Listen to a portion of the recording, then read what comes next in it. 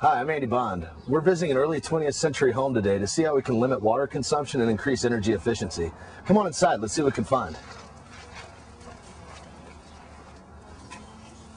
Most older shower heads are going to give out more than 2.5 gallons per minute. That's why any shower head that you find now is going to be no more than 2.5 gallons per minute, no stronger than 80 psi.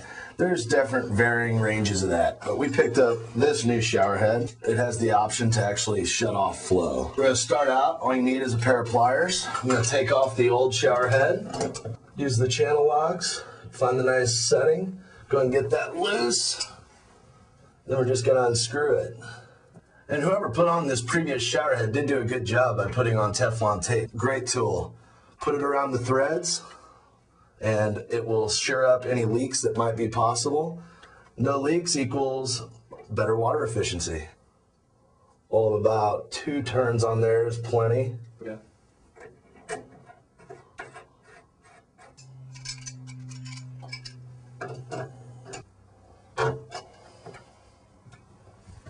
There you go. Low flow shower head installed in under 2 minutes. We're going to check out the sink now and see what we can do to lower our water consumption. The old aerator that's on this sink is actually set to do 3 gallons per minute. We've gone to the hardware store, paid very little money to pick up this little aerator. This is a low flow aerator. It's actually going to do 1.5 gallons per minute. So we're cutting our water consumption in half right here. So even if you let this go full bore, you're going to be saving half the water. So to get that loose, we're just going to unscrew that. Old inefficient aerator, new efficient aerator. Just firm, not over tightened. So we're going to get a couple turns tight with our pliers. Once again, do not over tighten, just good and snug. There you are. Now remember, aerators, you should change this in your kitchen, all your bathrooms, any utility sinks, anything like that. You'll cut your water consumption in half. I'm going to show you a little trick how you can lower your water consumption when flushing your toilet. Most of the old toilets are going to be anywhere between 3 to 8 gallons per flush, which is really a ton of water. Any new toilet you buy is going to be 1.6 gallons per flush. There are more water conservation oriented models out there that are going to be less than that. But we have a 1.6 gallons per flush, so what we're going to do is create a way to displace some of that water so not as much water is actually filling into the tank. I'm going to start with a soda bottle. Start by draining the bottle.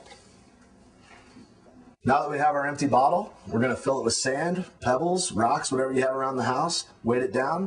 Then we're going to put it in the basin of the toilet. We're going to save that much water. We have our weights in. Went ahead and filled the rest with water. That's going to keep the air out, which is going to keep this from floating. So we're going to be able to displace the water.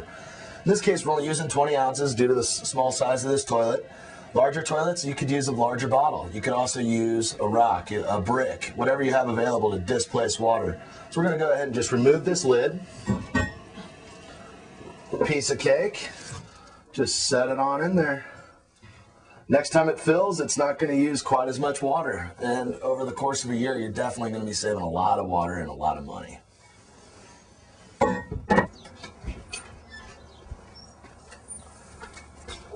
Off to another house. I hope the tips we covered today will help increase your efficiencies and reduce your consumption.